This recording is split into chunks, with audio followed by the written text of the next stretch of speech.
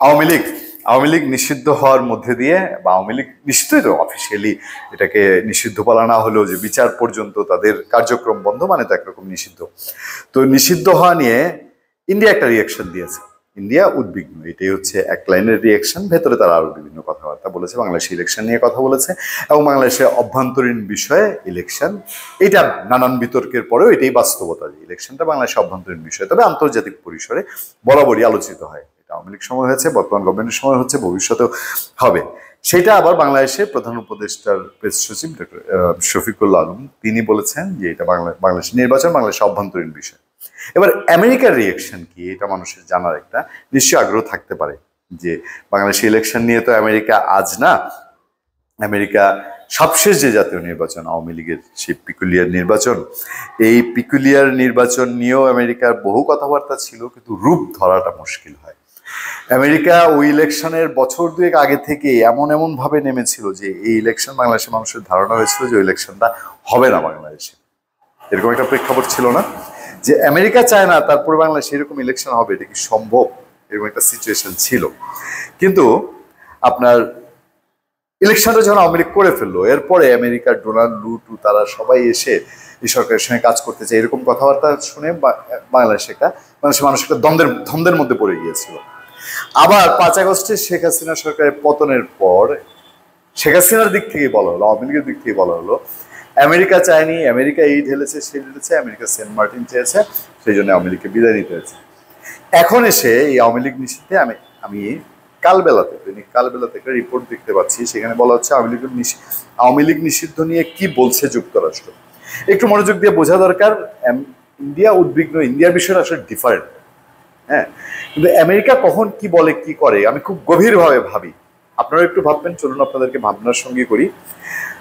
বাংলাদেশ আওয়ামী লীগ এবং এর অঙ্গ সংগঠন, সহযোগী সংগঠন, ভাতৃপ্রতিম সংগঠনের নেতাকর্মীদের আন্তর্জাতিক অপরাধ ট্রাইব্যুনাল বিচার কার্য সম্পন্ন না হওয়া পর্যন্ত তাদের সব কার্যক্রম নিষিদ্ধ করেছে অন্তর্বর্তীকালীন সরকার। আচ্ছা, এগুলো খবর হয়ে গেছে। এই নিয়ে ব্রিফিং এ পররাষ্ট্র দপ্তরের প্রিন্সিপাল ডেপুটি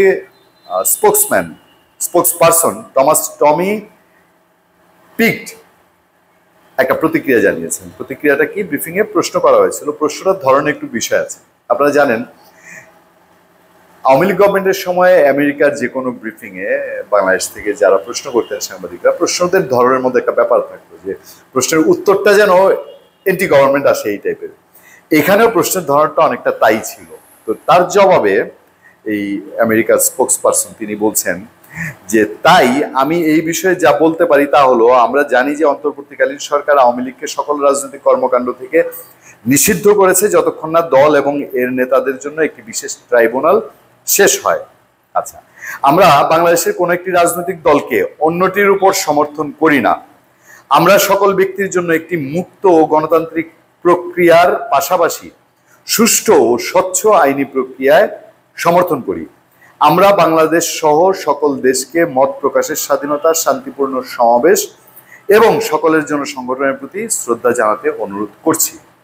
আরেকটুখানি আছে, ব্রিফিং এ বলা হচ্ছে বাংলাদেশ অন্তর্বর্তীকালীন সরকার উগ্র মতাদর্শ ও সন্ত্রাসবাদকে উস্কে দিচ্ছে, এ বিষয়ে যুক্তরাষ্ট্রের দৃষ্টিভঙ্গি কি? এ সময় প্রশ্নকারী দাবি করেন বাংলাদেশের অন্তর্বর্তী সরকারের আইন উপদেষ্টা ডক্টর আসিফ নজরুল সন্ত্রাসী গোষ্ঠী লস্কর ই তৈয়বার সহযোগী হারুন ইজহারের সঙ্গে সাক্ষাৎ করেছেন। এছাড়া কাশ্মীরে সহিংসতা উস্কে দেওয়া রাজনৈতিক ও ধর্মীয় নেতাদের সমর্থন বেড়ে চলেছে, এমনকি বৈঠকটি একটি মন্ত্রণালয়ে হয়েছে বলেও দাবি করেন ওই প্রশ্নকারী। জবাবে আমেরিকান স্পোকসম্যান বলছেন, আবারও আগে যা বলেছি তা পুনরায় উল্লেখ করতে চাই। আমরা বাংলাদেশের জনগণের সঙ্গে 50 বছরের বেশি সময় ধরে যে অংশীদারিত্ব বজায় রেখেছি তা আমরা অত্যন্ত মূল্যায়ন করি। এই জায়গাটায় টেকনিক্যাল উত্তর, তারা কোনো এটা সুনির্দিষ্ট পয়েন্টে কিছু বলছেন না। আমি আগেই বলেছি প্রশ্নকারীর, এবারের যিনি প্রশ্নকারী, আগে যেরকম উত্তরটা আসতো এনটি আওয়ামী লীগ উত্তর আসুক, প্রশ্নগুলো হতো এনটি আওয়ামী লীগ উত্তর আসুক, এখন প্রশ্নটাই হচ্ছে এনটি ইন্টারিম গভর্নমেন্ট উত্তর আসুক। সেই ক্ষেত্রে এই জায়গাটা এসে আমেরিকা একটু পলিসিগত উত্তর দিয়েছে। আমরা এই অংশীদারিত্ব আরো গভীর করার জন্য অন্তর্বর্তীকালীন সরকারের সঙ্গে কাজ করতে প্রতিশ্রুতিবদ্ধ। এ সময় তিনি বলেন, আমি আপনার অন্য প্রশ্নের জবাব ইতিমধ্যে দিয়েছি, তাই এ বিষয়ে আমার আর কিছু যোগ করার নেই।